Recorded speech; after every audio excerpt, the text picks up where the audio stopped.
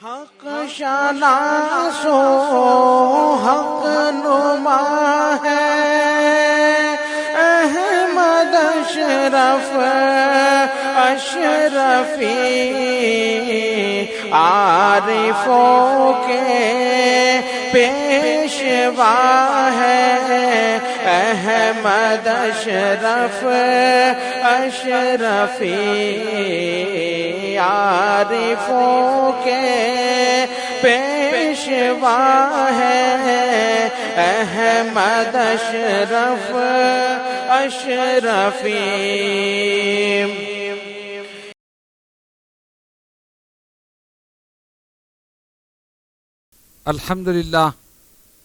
الحمدللہ رب العالمین، والصلاة والسلام علی من کان نبیا وآدم بین الماء والطین وعلی آلہ واصحابہ اجمعین، اما بعد، فاعوذ باللہ من الشیطان الرجیم، بسم اللہ الرحمن الرحیم، ان اللہ وملائکتہ یصلون علی النبی یا ایہا الذین آمنوا صلوا علیہ وسلموا تسلیما، اللہم صلی علی سیدنا مولانا محمد وعلی آل سیدنا مولانا محمد صلاۃ دائمۃ بدوام الملک الحی القیوم۔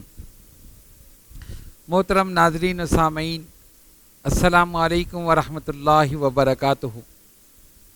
جیسا کہ آپ کے علم میں ہے کہ میرے والد گرامی، سیدی و سندی، مرشدی و والدی، اشرف المشائخ حضرت ابو محمد شاہ سید احمد اشرف اشرفی الجیلانی نور اللہ مرقدہ کی 15ویں سالانہ فاتحہ درگاہ عالیہ اشرفیہ اشرف آباد فردوس کالونی میں منعقد ہو رہی ہے۔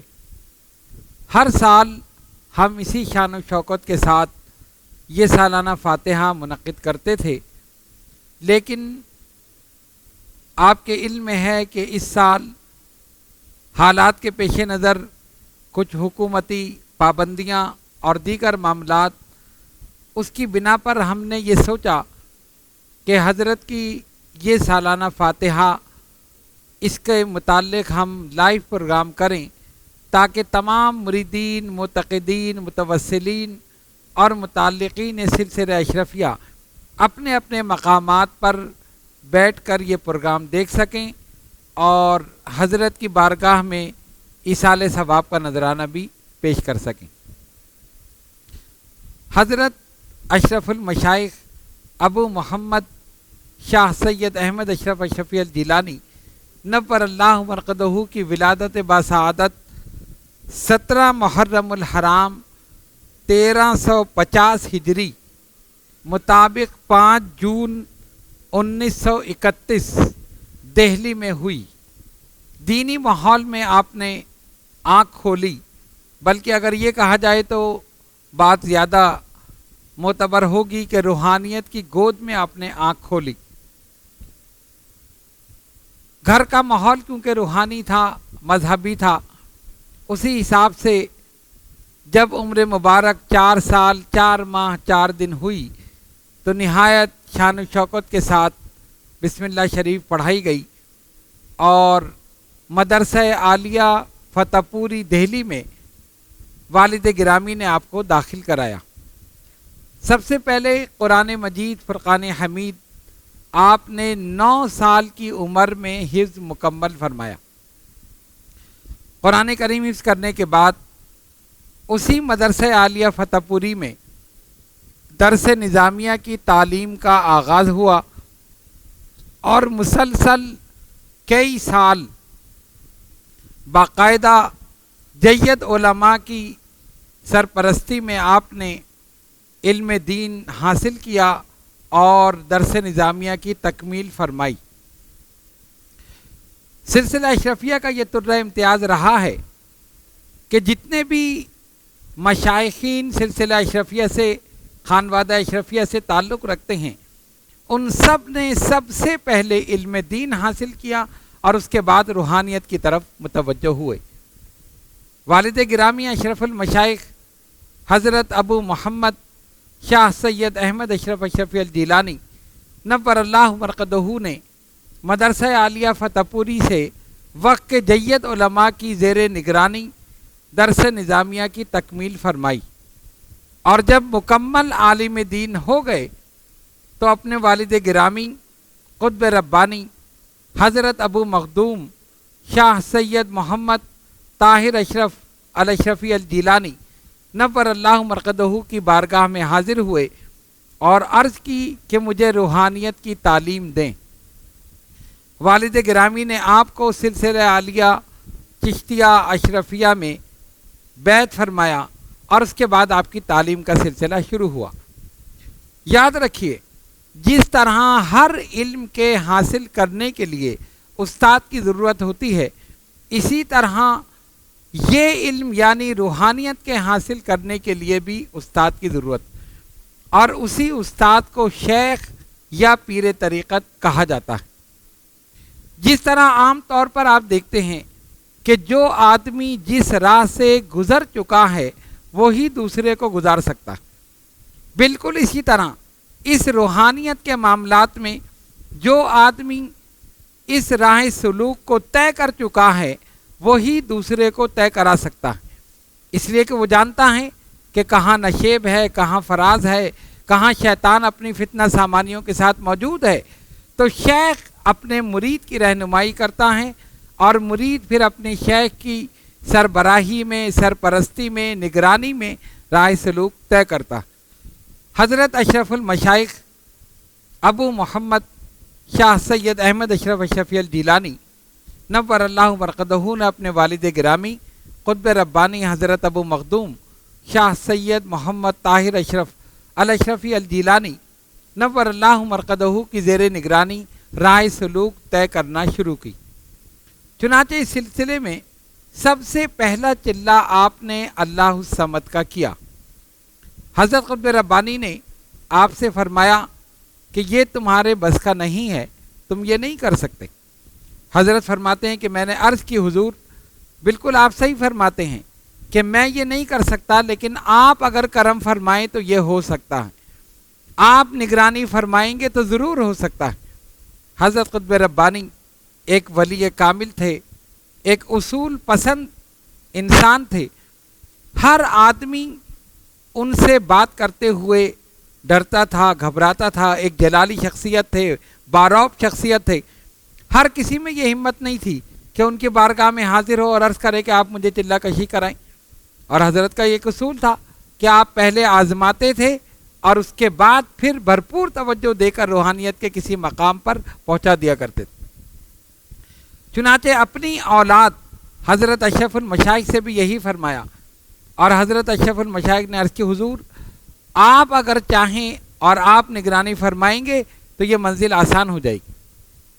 فرمایا ٹھیک ہے، سب سے پہلا چلہ اللہ الصمد کا کرنا ہے، جو ترک حیوانات جلالی اور جمالی کے ساتھ احرام باندھنا ہے، غسل کر کے احرام باندھ کے سحری کھا کے روزہ رکھ کر پھر اللہ الصمد شروع کرنا ہے، یعنی نماز فجر سے قبل سارا دن پڑھنا ہے، صرف وضو کے لیے ضروری حاجت کے لیے باہر نکلنا ہے، اس کے علاوہ کمرے سے باہر نہیں نکلنا ہے، نمازیں اس دوران صرف پڑھ سکتے ہیں، اور جب تک یہ مکمل نہ ہو جائے کوئی چیز کھانی نہیں ہے، افطار کے وقت صرف نمک سے روزہ کھولنا ہے۔ اتنی سختی کے ساتھ حضرت اشرف المشائخ فرماتے ہیں میں نے عرض کی کہ جو حضور فرمائیں میں اس کے لیے حاضر ہوں، اور حقیقت یہی ہے کہ مرید وہی ہے جو پیر کے ہر حکم پر سر تسلیم خم کر دے، اپنی رائے، اپنی مرضی، چون و چرا، یہ تمام چیزیں ختم کر دے تب وہ کوئی چیز حاصل کر سکتا ہے، ورنہ کچھ حاصل نہیں کر سکتا۔ حضرت اشرف المشائخ رحمۃ اللہ علیہ نے پہلا چلہ اللہ الصمد کا نہایت کامیابی کے ساتھ مکمل کیا، اور جب چلہ مکمل ہوا تو حضرت قطب ربانی ابو مخدوم شاہ سید محمد طاہر اشرف اشرفی الجیلانی نور اللہ مرقدہ نے آپ کو اپنے سینے مبارک سے لگایا، مبارکباد دی اور فرمایا ٹھیک ہے اب تم اس راہ میں کام کر سکتے ہو اور رائے سلوک طے کر سکتے ہو، انشاءاللہ ہم بھرپور طور پر تمہاری سرپرستی کریں گے۔ سلسلہ شروع ہو گیا۔ صرف ایک ہی چلہ نہیں ہوا، یعنی 1.25 لاکھ مرتبہ اس کی تعداد مکمل کرنی تھی، جو حضرت نے نہایت کامیابی کے ساتھ مکمل کی۔ ایک چلہ مکمل ہوا تو فرمایا اب دوسرا کرنا ہے، جب دوسرا مکمل ہوا تو فرمایا تیسرا کرنا ہے، یعنی اس طرح یکے بعد دیگرے حضرت نے صرف اللہ الصمد کے 70 چلے کیے۔ غور کیجیے، ایک چلے میں کتنی آدمی کی جسمانی طاقت صرف ہوتی ہے، کتنی محنت ہوتی ہے، ترک حیوانات جلالی جمالی کے ساتھ، ہر چیز کے پرہیز کے ساتھ، اور اس کے بعد فوراً دوسرا، اس کے بعد فوراً تیسرا۔ تو یہ یکے بعد دیگرے جو 70 چلے کیے، تو حضرت کی کیفیت یہ ہو گئی کہ حضرت اشرف المشائخ فرماتے ہیں کہ یہ لفظ اللہ الصمد اسم پاک اللہ تبارک و تعالیٰ کا میرے قلب اور ذہن میں رچ بس گیا کہ میں جہاں بھی دیکھتا تھا مجھے یہی اللہ الصمد لکھا ہوا نظر آتا، اور اسی وجہ سے میں زمین پر نہیں دیکھتا تھا کہ اگر زمین پر دیکھوں گا لکھا ہوا نظر آئے گا تو بے ادبی ہوگی۔ غور کیجئے، ایک آدمی مسلسل ایک اسم پاک پڑھ رہا ہے تو اس کی کیفیت کیا ہوگی؟ جسم سے ساری کثافت نکل جائے گی اور لطافت پیدا ہو جائے گی، اور جب لطافت پیدا ہوتی ہے تو جسم نہایت ہلکا ہو جاتا ہے، پاکیزہ ہو جاتا ہے، خیالات پاکیزہ ہو جاتے ہیں، ذہن میں اللہ الصمد رچ بس گیا۔ اور بعض مرتبہ فرماتے ایسا ہوتا کہ کبھی میں چل رہا ہوتا تو ایسا لگتا کہ میں زمین سے بلند ہو گیا ہوں، الگ ایک سطح زمین ہے جس پر میں چل رہا ہوں۔ اس قسم کے بہت سے واقعات ان چلوں کے دوران ہوئے۔ ایک دن حضرت اشرف المشائخ نے عرض کی اپنے والد گرامی قطب ربانی حضرت ابو مخدوم شاہ سید محمد طاہر اشرف اشرفی الجیلانی نور اللہ مرقدہ سے کہ حضور یہ شجرے میں جتنے بزرگان دین کے نام ہیں میں ان سب کی زیارت کرنا چاہتا ہوں۔ کہا ٹھیک ہے کر لو، کون سا مشکل کام ہے، لیکن پہلے ان کے مزارات کی زیارت کرو پھر صاحب مزار کی زیارت کرائیں گے۔ چنانچہ روزانہ رات کو ایک بزرگ کے مزار کی زیارت ہوتی تھی۔ غور کیجئے کتنے پاکیزہ خواب تھے ان کے، کتنی پاکیزہ نیند تھی کہ ہر روز ایک بزرگ کے مزار کی زیارت ہوتی تھی۔ اور کمال کی بات یہ تھی کہ صبح جب ناشتے کے لیے بیٹھتے تھے تو حضرت اشرف المشائخ نے ابھی خواب بیان نہیں کیا، یعنی خواب جب تک بیان نہ کیا جائے تو تعبیر کیسے ملے؟ میں اگر خواب دیکھوں اور آپ کو نہ بتاؤں تو آپ کو کیسے پتہ چلے؟ اور اگر آپ خواب دیکھیں مجھے نہ بتائیں تو میں اس کی تعبیر کیسے دوں؟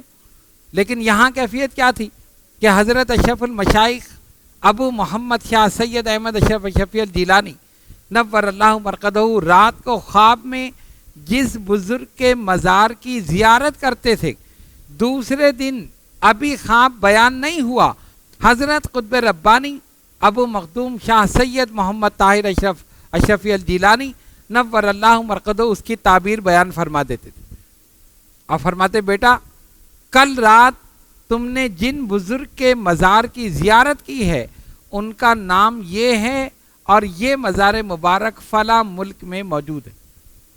یہ ہے اللہ کے ولی کی شان۔ پہلے مزارات کی زیارت ہوئی، پھر فرمایا چلو اب صاحب مزار کی زیارت کرو، اور اس میں بھی کیفیت یہی رہی کہ رات میں حضرت جس بزرگ کی زیارت کرتے تھے صبح ہوتی ناشتے کے لیے ساتھ بیٹھتے۔ ابھی حضرت نے اشرف المشائخ رحمۃ اللہ علیہ نے اپنا خواب بیان نہیں کیا کہ والد گرامی قطب ربانی سید طاہر اشرف جیلانی رحمۃ اللہ علیہ فرماتے کل رات تم نے جن بزرگ کی زیارت کی ہے ان کا نام یہ ہے، ان کا مزار مبارک فلاں علاقے میں فلاں ملک میں ہے۔ یہ سلسلہ چلہ کشی کا جو شروع ہوا یہ حضرت قطب ربانی کے وصال تک جاری رہا، جس میں مختلف اوراد و وظائف کے چلے حضرت نے حضرت اشرف المشائخ کو کرائے۔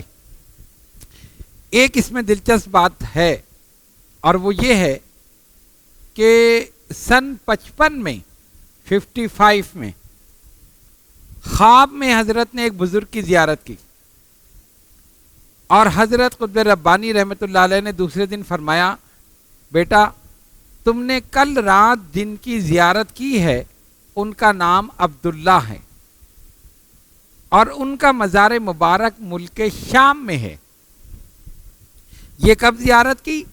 1955 میں 55 میں، اور 1961 میں حضرت قطب ربانی نے وصال فرمایا، اور 1962 میں حضرت اشرف المشائخ رحمۃ اللہ علیہ نے پہلا حج ادا فرمایا۔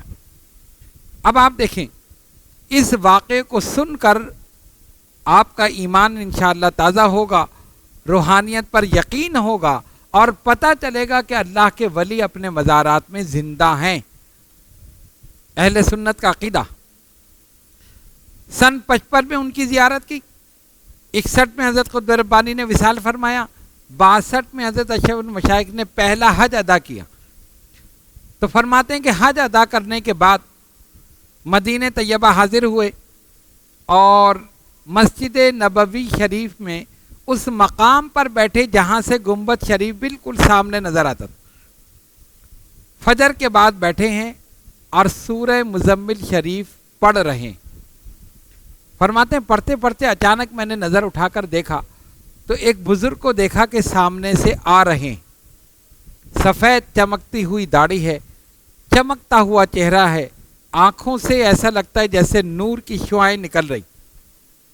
حضرت اشرف المشائخ رحمۃ اللہ علیہ فرماتے ہیں کہ جب میں نے ان کے چہرے مبارک کو دیکھا تو ذہن میں یہ محسوس ہوا کہ ان کو کہیں میں نے دیکھا ہے۔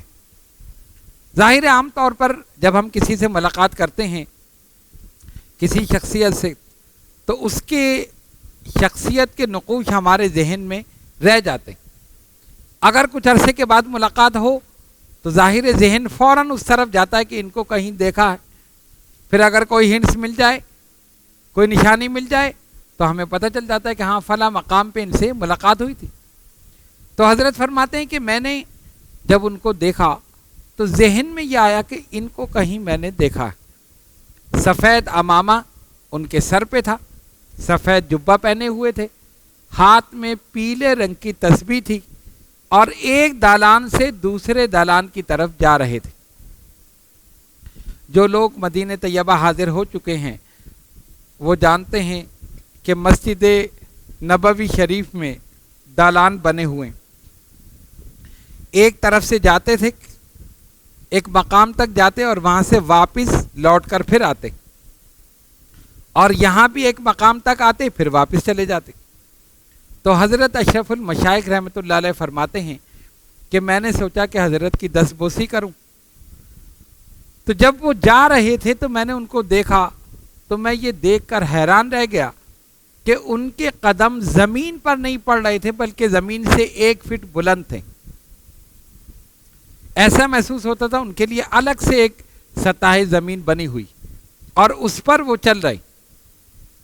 فرماتے میں سمجھ گیا کہ یہ روحانی طور پر موجود ہیں، یہ جسمانی طور پہ نہیں ہے۔ پھر میں اسی مقام پر کھڑا ہو گیا جہاں تک وہ واپس مڑ کر آتے تھے۔ حضرت اشرف المشائخ رحمۃ اللہ علیہ فرماتے ہیں کہ میں نے ان کو دیکھا کہ وہ گئے، اور جب واپس پلٹے تو اسی مقام پر میں کھڑا تھا جہاں تک وہ آتے تھے۔ تو میں نے السلام علیکم ورحمۃ اللہ کہہ کر ہاتھ بڑھایا، انہوں نے بھی اپنا ہاتھ بڑھایا، لیکن کمال کی بات یہ تھی کہ جب دونوں کے ہاتھ ملے تو حضرت فرماتے ہیں مجھے ایسا محسوس ہوا کہ میرے اپنے ہی ہاتھ ملے ہوئے ہیں، درمیان میں کوئی چیز ہے ہی نہیں۔ یعنی ان کا ہاتھ اتنا نرم، روئی سے زیادہ نرم محسوس ہوا، اور اس کے بعد میں ہاتھ پکڑ کر ان کا چہرہ مبارک دیکھ رہا ہوں اور یہ سوچ رہا ہوں کہ ان کو میں نے کہاں دیکھا۔ اب دیکھیے اللہ کے ولی کی شان۔ فرماتے ہیں کہ جب میں نے یہ سوچا تو وہ میرے اس خیال پر باخبر ہوئے، اور انہوں نے اسی وقت کہا کہ ہم نے 1955 میں خواب میں آپ کو اپنی زیارت کرائی تھی، اور دوسرے دن آپ کے والد گرامی نے ہمارا تعارف کرایا تھا، ہمارا نام عبداللہ ہے اور ہمارا مزار ملک شام میں ہے۔ غور کیجیے، اپنے مزار کے متعلق اللہ کا ولی بتا رہا، اب یہ زندہ نہیں ہے تو پھر کون زندہ ہے؟ وہ تو بدبخت کہتے ہیں کہ معاذ اللہ نبی مر کر معاذ اللہ ثم معاذ اللہ مٹی ہو گئے، اور یہاں جو نبی کے غلام ہیں وہ خود زندہ ہیں۔ تو جب اللہ کا ولی زندہ ہے تو نبی بدرجہ اولا زندہ۔ اس سے یہ پتہ چلا کہ جتنے بزرگان دین اولیاء کاملین ہیں سب اپنی اپنی قبور میں زندہ ہیں، سب مدینہ طیبہ حاضر ہوتے ہیں، لیکن وہی بات ہے، آنکھ والا تیری جوبن کا تماشا دیکھے، دیدہ کور کو کیا اے نظر کیا دیکھے۔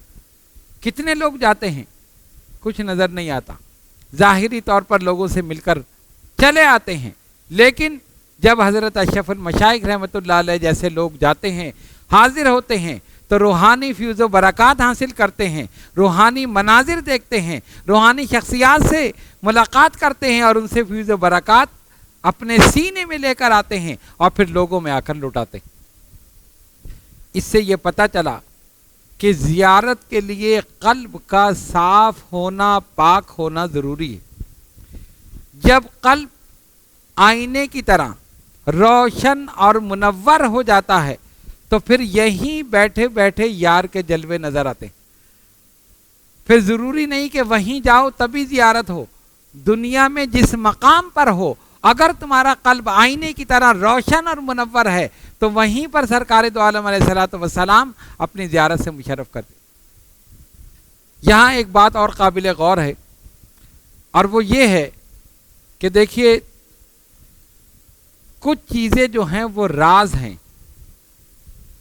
آج کل تو کیفیت یہ ہے، کوئی کہتا ہے مجھے غوث پاک کی زیارت ہوئی، کوئی کہتا ہے مجھے خواجہ صاحب کی زیارت ہوئی، کوئی کہتا ہے مجھے نبی پاک علیہ الصلوۃ والسلام کی زیارت ہوئی، کسی نے کہا مجھے حضرت نظام الدین اولیاء محبوب الہی کی زیارت ہوئی، مختلف بزرگوں کے نام لیتے ہیں۔ حالانکہ طریقت میں یہ راز ہے، کسی کی زیارت ہو، کسی ولی کی زیارت ہو، کسی نبی کی زیارت ہو، نبی پاک علیہ الصلوۃ والسلام زیارت سے مشرف فرمائیں، حکم یہ ہے کہ صرف اپنے شیخ کو بتاؤ، اس کے علاوہ کسی کو نہ بتاؤ۔ اور اگر اس راز کو فاش کر دیا، آگے بتا دیا، تو وہ چیز چھن جائے گی۔ یہ راز ہے، کہتے کسی کو بتایا تو اچھا نہ ہو، وہ جلوہ جو چھپ کر کبھی ہم دکھائیں، کسی کو دکھایا تو اچھا نہ ہوگا، وہ نغمہ جو پچھلے پہر ہم سنائیں، کسی کو سنایا تو اچھا نہ ہوگا۔ ہزاروں مصائب ہیں راہ طلب میں، اگر ہچکچایا تو اچھا نہ ہوگا، ہو کچھ بھی مگر جو قدم اٹھ گیا ہے وہ پیچھے ہٹایا تو اچھا نہ ہوگا۔ یہ کہہ کر انہوں نے مجھے راز سونپا، کسی کو بتایا تو اچھا نہ ہو۔ حقیقت یہی ہے کہ بزرگان دین اولیاء کاملین یہ تمام چیزیں دیکھتے ہیں، لیکن اپنے سینے کے اندر محفوظ رکھتے ہیں، کبھی بھی اس کا ذکر نہیں کرتے۔ جتنا ان کو بتانے کا حکم دیا گیا انہوں نے بتایا، اور جتنا حکم نہیں ہوا اتنا نہ بتایا۔ حضرت اشرف المشائخ رحمۃ اللہ علیہ کے جو واقعات ہم بیان کر رہے ہیں، یہ کبھی بھی آپ نے اپنے مریدین میں بیٹھ کر نہیں بتائے۔ اس فقیر کو سعادت حاصل ہوئی، دیگر میرے برادران کو سعادت حاصل ہوئی کہ سفر میں ابا حضور قبلہ کے ساتھ رہے، انہوں نے کبھی کسی چیز کا ذکر کر دیا، ہم نے کبھی پوچھ لیا، انہوں نے کمال مہربانی کرتے ہوئے بتا دیا۔ اس طرح یہ واقعات ہم تک پہنچے، لیکن کبھی بھی عام طور پر مریدین میں بیٹھ کر اپنی چلہ کشی، اپنی عبادت، اپنی ریاضت، اپنا تقوی، اپنے پرہیزگاری، کبھی بھی اس کا ذکر نہیں کیا، بلکہ اگر کوئی کرامت صادر ہوئی منع کر دیا، بس جو کچھ ہوا ہو گیا، اللہ کا کرم ہے، وہ قبول کر لے، اس کی مہربانی۔ ورنہ آج کل اگر کسی سے کوئی کرامت صادر ہو جائے تو وہ تو سوچتا ہے میں مریدین میں بیٹھ کر بتاؤں، لوگوں کو پتہ چلے، لوگ سمجھے کہ بہت بڑا پیر ہے، لوگ سمجھے کہ بہت بڑا با کمال ہے۔ لیکن یاد رکھو، اللہ کا ولی بے نفس ہوتا، وہ اپنی ذاتی خواہش، نفسانی خواہشات کے لیے کچھ نہیں کرتا، اس کا ہر عمل صرف اور صرف اللہ اور اس کے رسول صلی اللہ علیہ وسلم کی رضا کے لیے ہوتا۔ تو حضرت اشرف المشائخ ابو محمد شاہ سید احمد اشرف اشرفی الجیلانی نور اللہ مرقدہ نے جو اپنی اس روحانی منازل طے کرنے کا آغاز کیا اور حضرت قطب ربانی نے اپنی نگرانی میں یہ آغاز کروایا، پہلا چلہ اللہ الصمد کا کیا اور اس طرح 70 چلے کی، اور ان چلوں کے دوران پہلے بزرگان دین کے مزارات کی زیارت ہوئی اور اس کے بعد صاحب مزار کی زیارت ہوئی۔ حضرت کو یہ شرف حاصل تھا کہ شجرے میں اپنے پیر و مرشد سے لے کر نبی پاک علیہ الصلوۃ والسلام تک جتنے بھی نام ہیں ان سب کی زیارت حضرت اشرف المشائخ رحمۃ اللہ علیہ نے کی۔ یہ معمولی بات نہیں، بہت بڑا اعزاز ہے۔ دوسرا حضرت کا معمول جو وظیفہ حضرت کے معمولات میں شامل رہا وہ ہے دعائے حزب البحر۔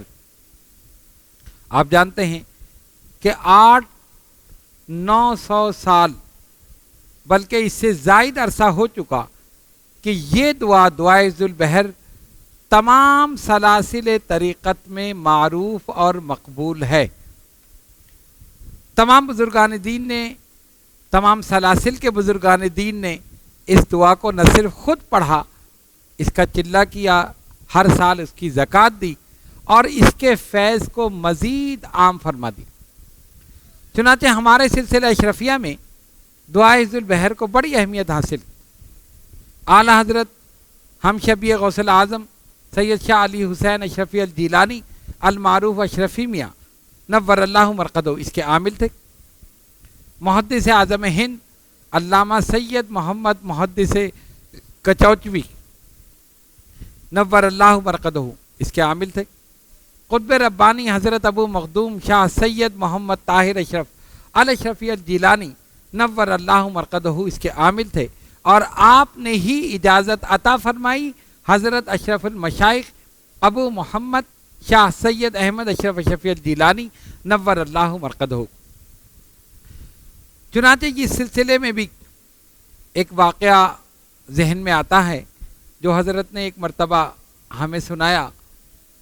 واقعہ یہ تھا، فرمایا کہ جب میں دعائے حزب البحر کا چلہ کر رہا تھا اور والد گرامی قطب ربانی سید طاہر اشرف جیلانی رحمۃ اللہ علیہ اپنی نگرانی میں یہ چلہ کرا رہے تھے، تو جب چلے کا اختتام ہوا تو فرماتے ہیں کہ میں نے خواب میں دیکھا کہ حضرت تشریف لائے، والد گرامی قطب ربانی سید طاہر اشرف جیلانی رحمۃ اللہ علیہ، اور میرا ہاتھ پکڑ کر کہا کہ چلو تمہیں حضرت شیخ ابو الحسن علی شاذلی رحمۃ اللہ علیہ کی بارگاہ میں لے کر چلیں۔ ہاتھ پکڑ کر چلنا شروع ہو گئے۔ فرماتے ہیں کہ میں نے دیکھا کہ ایک بہت بڑی عمارت ہے، قلعہ نما، اس کے دروازے پر 2 دربان کھڑے ہیں جو کراس میں ایسے ڈنڈے لے کر کھڑے تاکہ کوئی اندر داخل نہ ہو سکے۔ جب ہم دونوں قریب پہنچے، حضرت قطب ربانی کو دیکھ کر انہوں نے اس طرح راستہ دے دیا، دروازہ کھل گیا، اندر چلے گئے۔ حضرت اشرف المشائخ رحمۃ اللہ علیہ فرماتے ہیں کہ میں نے عرض کی والد گرامی سے کہ مجھے وضو کرنا ہے۔ انہوں نے اشارہ کیا کہ درمیان میں الٹے ہاتھ کی جانب وضو خانہ ہے، تم وضو کر لو۔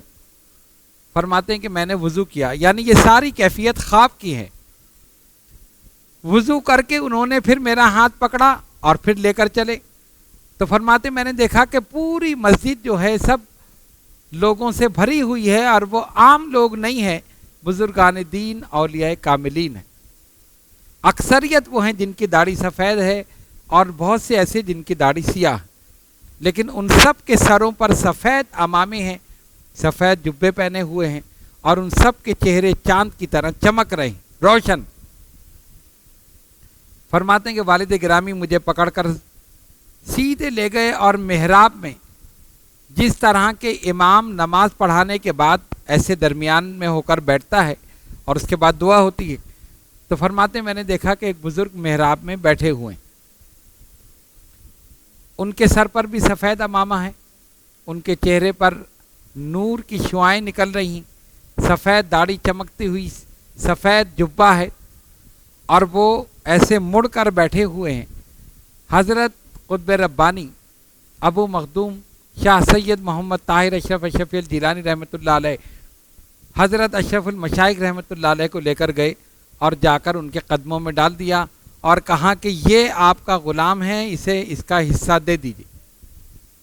فرماتے کہ انہوں نے مجھے اٹھایا اور ان کے سامنے ایک تھال رکھا ہوا ہے جس میں جلیبیاں ہیں۔ انہوں نے ایک جلیبی اٹھا کر میرے منہ میں دی، بیٹا اسے کھا لو۔ تو میں نے وہ جلیبی کھا لی، اس کے بعد دوسری اٹھا کر دی، پھر تیسری اٹھائی، مطلب ایک کے بعد ایک جلیبی کھلائی، اور کہتے ہیں کہ مجھے محسوس ہوا کہ میرا پیٹ بھر گیا، یعنی اب مزید گنجائش نہیں رہی۔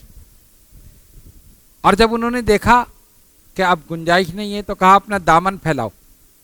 حضرت اشرف المشائخ رحمۃ اللہ علیہ فرماتے میں نے اپنے کرتے کا دامن ایسے پھیلا لیا اور اس کو اس طرح پکڑ لیا، تو حضرت شیخ ابو الحسن علی شاذلی رحمۃ اللہ علیہ نے تھال میں سے جلیبیاں اٹھا کر کرتے کے دامن میں ڈالنا شروع کر دی۔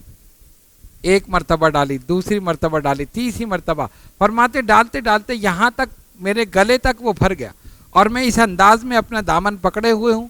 اور اس کے بعد فرمایا بیٹا جاؤ، ہم نے تمہیں دعائے ذو البحر کا فیض دے دیا، اب یہ قیامت تک لٹاتے رہو۔ اب حضرت اشرف المشائخ رحمۃ اللہ علیہ فرماتے ہیں کہ جب میں وہاں سے چلا اور میں کھڑا ہوا تو وہی انداز تھا کہ میں کرتے کو پکڑا ہوا تھا اور اس کے اندر اوپر تک جلیبیاں بھری ہوئی تھی، اور ہر طرف سے سبحان اللہ، ماشاء اللہ، مبارک، سلامت، مبارک، یہ ساری صدائیں آ رہی ہیں، اور جتنے بزرگان دین تھے وہ سب مجھے مبارکباد دے رہے۔ فرماتے میں اسی انداز میں چلتا چلتا دروازے تک پہنچا۔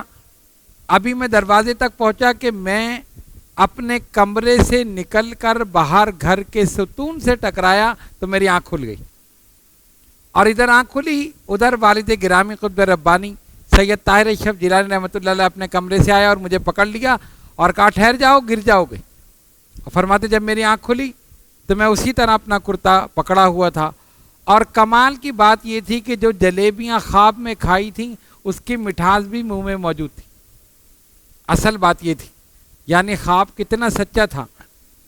جلیبیوں کی صورت میں دعائے ذو البحر کا فیض حضرت شیخ ابو الحسن علی شاذلی رحمۃ اللہ علیہ سے، حضرت قطب ربانی کے وسیلے سے، ان کی سفارش سے حضرت اشرف المشائخ رحمۃ اللہ علیہ کو عطا ہوا، اور اس کے بعد انہوں نے اس دعا کو اپنے ورد میں رکھا، نہ صرف خود بلکہ اپنے مریدین، معتقدین، متوسلین، متعلقین، اپنے صاحبزادگان اور خاندان کے تمام افراد کو اس دعا کا چلہ کرایا، کامیابی کے ساتھ چلے کرائے، اور الحمدللہ ان کا وہ فیض آج بھی جاری ہے اور انشاءاللہ تا قیامت جاری رہے گا۔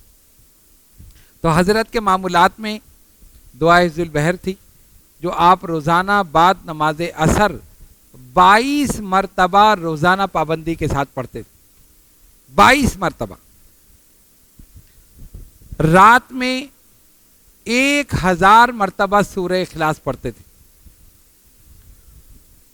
اور رات 1 بجے نفل شروع کرتے تھے، اور پوری رات میں 100 نفل روزانہ حضرت پابندی کے ساتھ پڑھا کرتے۔ تہجد کے وقت آپ کے نفل مکمل ہوتے، اس کے بعد ذکر کرتے، لا الہ الا اللہ، اللہ حق ہو، اور دیگر اذکار جو تھے وہ آپ کرتے، یہاں تک کہ فجر کی اذان ہو جاتی۔ فجر کی نماز پڑھ کر صرف چند گھنٹے آرام فرماتے، اور اس کے بعد اٹھ کر سورہ مزمل شریف 100 مرتبہ پڑھتے۔ یہ حضرت کا معمول تھا۔ سورہ مزمل شریف کا بھی واقعہ بڑا عجیب ہے، اور وہ یہ ہے کہ حضرت قطب ربانی ابو مخدوم شاہ سید محمد طاہر اشرف الاشرفی الجیلانی نور اللہ مرقدہ نے 9 سال کی عمر میں دریائے جمنا میں سورہ مزمل شریف کا چلہ کیا، آپ کی سوانح حیات میں اس کی تفصیل موجود ہے، یہاں پر اعادے کی ضرورت نہیں۔ حضرت اشرف المشائخ رحمۃ اللہ علیہ فرماتے ہیں کہ پاکستان بننے کے بعد جب لاہور اور اس کے بعد کراچی تشریف لائے تو ایک دن میں نے والد گرامی سے عرض کی کہ جو چلہ آپ نے دریائے جمنا میں کیا تھا مجھے بھی یہاں پر چلہ کرا دیں۔ فرمایا جب وقت آئے گا تو دیکھا جائے گا۔ کچھ عرصہ گزرا، پھر میں نے عرض کی حضور جیسے آپ نے چلہ کیا مجھے بھی کرا دیں۔ کہاں جب وقت آئے گا دیکھا جائے گا۔ اسی طرح ٹائم گزرتا رہا۔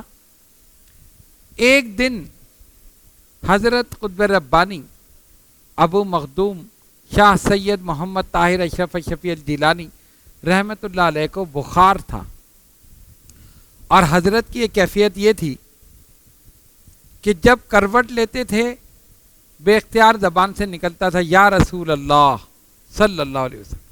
جیسے آپ دیکھتے ہیں نا کہ ہمارے منہ سے کبھی آہ نکل جاتی ہے، کبھی اور کوئی آواز نکل جاتی ہے، لیکن حضرت کا عشق رسول یہ تھا کہ بے اختیار بھی ان کی زبان سے یہی لفظ نکلتا تھا یا رسول اللہ صلی اللہ علیہ وسلم۔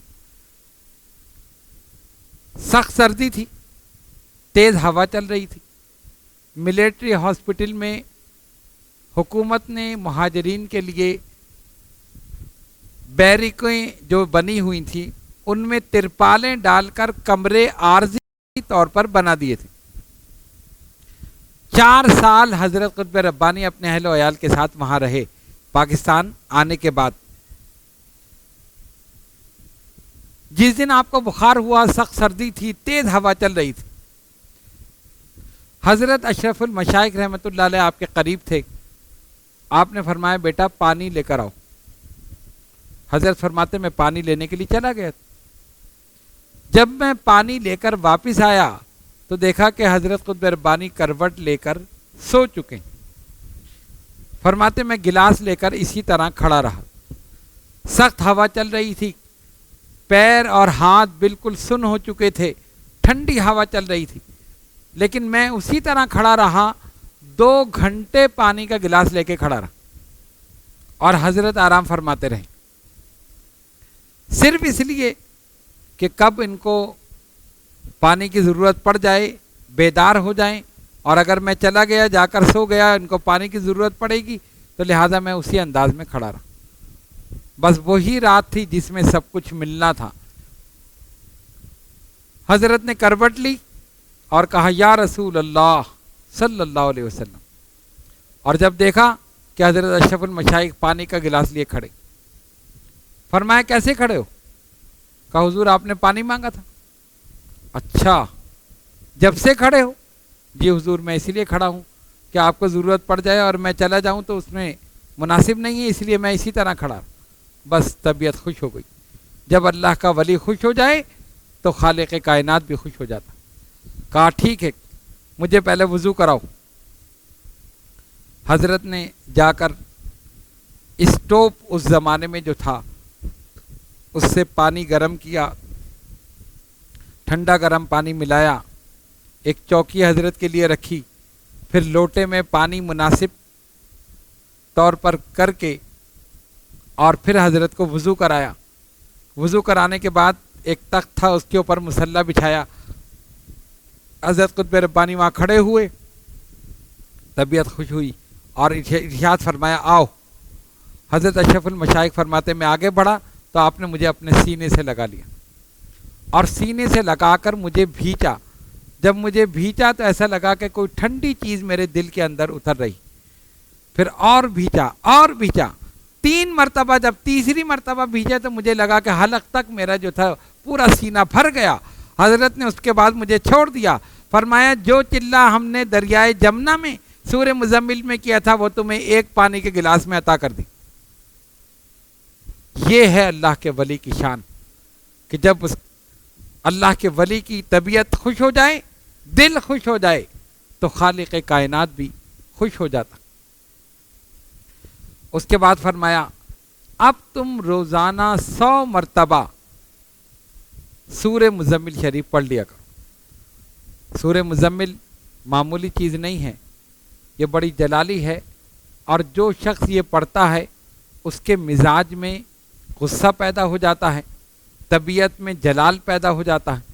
لیکن حضرت اشرف المشائخ رحمۃ اللہ علیہ کی کیفیت یہ تھی، 100 مرتبہ روزانہ ساری زندگی انہوں نے بلا ناغہ کسی ایک دن بھی ناغہ نہیں کی، گرمی ہو، سردی ہو، صحت ہو، بیماری ہو، بخار ہو، کیسی بھی کیفیت ہو، حضرت کا معمول پورا ہونا چاہیے۔ ہمیشہ 100 مرتبہ سورہ مزمل پڑھتے رہے، لیکن طبیعت میں کوئی غصہ نہیں، کوئی جلال نہیں، رحمت ہی رحمت تھی، کرم ہی کرم تھا، شفقت ہی شفقت تھی، محبت ہی محبت تھی۔ جس نے چہرے مبارک پر پتھر مارا اسے معاف کر دیا، جس نے زخمی کیا اسے معاف کر دیا، جس نے ویسے سنگ باری کی اسے معاف کر دیا، جس نے جادو کر کے مارنا چاہا اسے معاف کر دیا۔ وہاں تو رحمت ہی رحمت تھی، کرم ہی کرم تھا، شفقت ہی شفقت تھی، اور یہ ہماری خوش نصیبی تھی کہ ہمیں ایسا پیر ملا تھا۔ اللہ تبارک و تعالیٰ کا بڑا کرم تھا۔ تو سورہ مزمل شریف 100 مرتبہ حضرت اشرف المشائخ ابو محمد شاہ سید احمد اشرف اشرفی الجیلانی نور اللہ مرقدہ پڑھا کرتے تھے۔ تو ان کے معمولات اگر آپ سنیں تو یہ محض اللہ کا کرم ہی ہو سکتا ہے، اس کے علاوہ آدمی نہیں کر سکتا۔ رات میں 100 نفل پڑھنا، عشاء کے بعد 1000 مرتبہ سورہ اخلاص پڑھنا، تہجد کے وقت لا الہ الا اللہ اللہ حق ہو کا ذکر کرنا، فجر کے بعد کچھ دیر آرام کر کے، چند گھنٹے آرام کر کے پھر 100 مرتبہ سورہ مزمل شریف پڑھنا، دن میں مریضوں کو دیکھنا، عصر کے بعد دعائے ذو البحر 22 مرتبہ پڑھنا۔ اسی طرح دیگر معمولات ان کے جو تھے، سفر میں، حضر میں، بیماری میں، صحت میں، تندرستی میں، ہر چیز میں کیسی ہی کیفیت ہو، لیکن ان معمولات میں کبھی بھی کسی قسم کا فرق نہیں آیا۔ ان کو کھانا ملے نہ ملے، ناشتہ ملے نہ ملے، روحانی غذا ملنی چاہیے۔ یہ چیزیں ان کی زندگی میں اس طرح شامل ہو گئی تھیں کہ یہ ساری چیزیں ان کی روحانی غذا تھی۔ ناشتہ نہیں کرتے تھے لیکن سورہ مزمل پڑھتے تھے، کھانا نہیں کھاتے تھے لیکن دعائے ذو البحر پڑھتے تھے۔ کیوں؟ یہ ان کی روحانی غذا تھی۔ اور ان تمام چیزوں سے انہوں نے جو درجات، مراتب حاصل کیے، لیکن کبھی بھی اپنے مقام کو، اپنے مرتبے کو ظاہر نہیں کیا۔ آپ کے ایک مرید اور خلیفہ مولانا عبد الرشید جو موزمبیق میں آج کل ہیں اور تبلیغ دین کے سلسلے میں مصروف ہے، 75 میں وہ پاکستان میں تھے، حضرت سے انہوں نے روحانی تربیت حاصل کی، تو وہ چند سال قبل پاکستان آئے تھے، تو انہوں نے ہمیں ایک واقعہ بتایا جس سے حضرت کی عظمت کا اندازہ ہوتا ہے۔ فرماتے ہیں کہ میں حضرت اشرف المشائخ رحمۃ اللہ علیہ کے ساتھ حضرت داتا گنج بخش رحمۃ اللہ علیہ کے عرس میں شرکت کے لیے لاہور گیا۔ لاہور میں حضرت کا قیام مولانا سید خلیل احمد قادری رحمۃ اللہ علیہ کے گھر واقع اکبری منڈی میں ہوا کرتا تھا۔ پنجاب کی سردی تھی، کمبل اوڑھ کر میں سو رہا تھا۔ فرماتے ہیں کہ رات کو 3 بجے میری آنکھ کھلی۔ مولانا عبد الرشید اشرفی دامت برکاتہم العالیہ کہتے جب میری آنکھ کھلی تو مجھے اپنے پیر و مرشد حضرت اشرف المشائخ کی آواز آئی ذکر کرنے کی، لا الہ الا اللہ کا ذکر بڑی پیاری آواز میں وہ کر رہے تھے۔ کہتے کہ میں نے کمبل ہٹا کر دیکھا لیکن حضرت مجھے نظر نہیں آئے۔ تو پہلے تو میں سمجھا کہ شاید میں نیند میں ہوں یا شاید اندھیرا اس کی وجہ سے نظر نہیں آ رہے، لیکن میں نے اپنی آنکھوں کو مسئلہ اور غور سے دیکھا تو واقعی حضرت نظر نہیں آ رہے، لیکن آواز آ رہی، اور میں ان کے قریب ہی سوتا تھا، اور ان کی کیفیت یہ تھی کہ رات میں مجھے سلا دیا کرتے تھے، اور جب فجر کی اذان ہوتی تھی تو فرماتے عبد الرشید اٹھ جاؤ، فجر کا وقت ہو گیا۔ تو میں فوراً جا کر وضو کر کے آتا تھا، حضرت کی اقتداء میں نماز ادا کرتا تھا، پھر ناشتہ کرتے تھے، پھر حضرت آرام کے لیے لیٹ جاتے تھے۔ کہتے ہیں جب میں نے دیکھا تو حضرت نظر نہیں آئے لیکن آواز آ رہی۔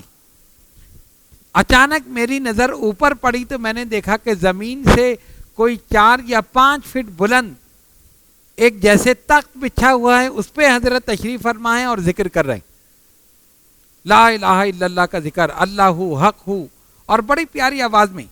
وہ کہتے ہیں میرا دل چاہا کہ میں سنتا رہوں، لیکن جب میں نے یہ کیفیت دیکھی کہ اتنی بلندی پر حضرت بیٹھے ہیں تو مجھے کچھ خوف ڈر محسوس ہوا، اور اس کے بعد میں نے زمین پر بھی ہاتھ پھیر کر دیکھا تو مجھے زمین پر کچھ نظر نہیں آیا، حضرت اتنی بلندی پر بیٹھے ہوئے مجھے نظر آئے۔ فرماتے ہیں جب میں نے یہ دیکھا تو مجھے کچھ خوف محسوس ہوا، اور سردی بھی تھی تو میں دوبارہ کمبل اوڑھ کر پھر سو گیا۔ فجر کا وقت ہوا، حضرت نے آواز دی عبدالرشید فجر کی اذان ہو گئی، اٹھ جاؤ وضو کرو۔ فرماتے میں فوراً اٹھا اور میں گیا، جا کے وضو کر کے آیا۔ حضرت نے امامت فرمائی، میں نے ان کی اقتداء میں نماز ادا کی۔ اس کے بعد ناشتے کے لیے بیٹھے تو ناشتے کے دوران میں نے سوچا کہ رات کی کیفیت معلوم کروں کہ رات میں جو کچھ ہوا کہ میں نے اتنی بلندی پر حضرت کو بیٹھے ہوئے دیکھا۔ مولانا عبدالرشید اشرفی دامت برکاتہم عالیہ فرماتے ہیں ابھی میں دل میں سوچ ہی رہا تھا کہ حضرت اشرف المشائخ نے اسی وقت فرمایا عبدالرشید رات کو تم نے جو کچھ دیکھا وہ کسی سے ذکر کرنے کی ضرورت نہیں، جو کچھ تھا یہ محض اللہ کا کرم تھا، بس اور کچھ نہیں۔ ہمارے انتقال کے بعد اس کا ذکر کرنا، غور کیجئے۔ آج کا کوئی پیر ہو تو وہ سوچے کہ بھئی میری کرامت لوگوں کو پتہ چلے، لوگوں کو معلوم ہو میں اتنی بلندی پر بیٹھ کر ذکر کر رہا ہوں، میں یہ کر رہا ہوں، میں وہ کر رہا ہوں۔ لیکن حقیقت حال یہ ہے، یہ بزرگان دین اولیاء کاملین بے نفس تھے، نفسانی خواہشات، اپنی نام و نمود، شہرت، ان تمام چیزوں سے بالاتر ہو کر صرف اور صرف اللہ اور اس کے رسول صلی اللہ علیہ وسلم کی رضا کے لیے انہوں نے کام کیا۔ جو کچھ عبادت کی، ریاضت کی، تقوی، پرہیزگاری اختیار کی، چلہ کشی کی، کسی کا ذکر آپ نے عام مریدین میں نہیں کیا، کبھی بھی اپنی زندگی میں عام طور پر بیان نہیں کیا۔ کبھی ذکر آیا یا ہم برادران کے سامنے ذکر کیا تو صرف یہ کہا کہ یہ محض اللہ کا کرم ہے اور کچھ نہیں۔ ہم نے جو کچھ کیا اللہ تبارک و تعالیٰ قبول فرما لے، اس کی مہربانی، اس کے محبوب صلی اللہ علیہ وسلم کی مہربانی، ان کا کرم۔ میرے بزرگوں اور دوستوں، یہ تھی حضرت اشرف المشائخ ابو محمد شاہ سید احمد اشرف اشرفی الجیلانی نور اللہ مرقدہ کی عبادت اور ریاضت، جس کا ذکر انہوں نے کبھی بھی عام طور پر مریدین میں نہیں کیا، اور ہمیں بھی یہ حکم تھا کہ میری زندگی میں اس کا ذکر نہ کیا جائے۔ آپ کے وصال مبارک کے بعد یہ واقعات مریدین کو پتہ چلے، اپنے مقام، اپنے مرتبے کا ذکر کبھی بھی عام طور پر نہیں کیا۔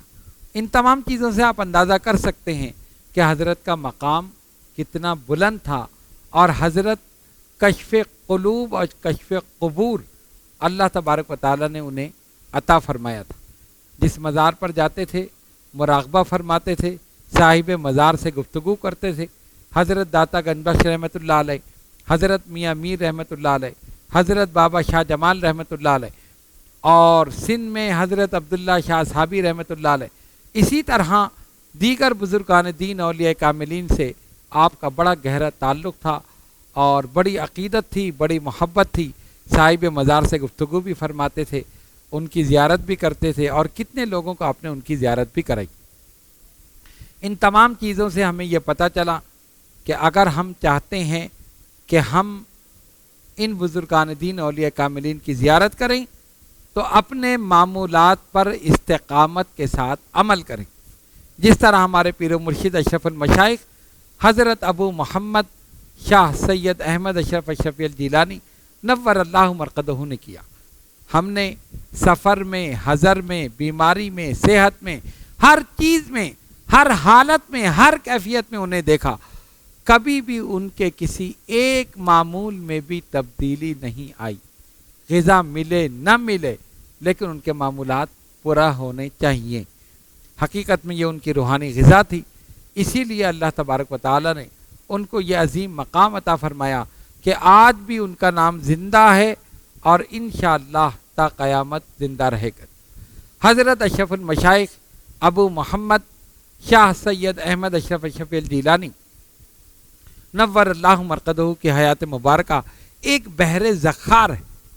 اگر صرف آپ کے حج کے واقعات بیان کیے جائیں تو وہ بھی ایک نشست میں بیان کرنا ناممکن ہے۔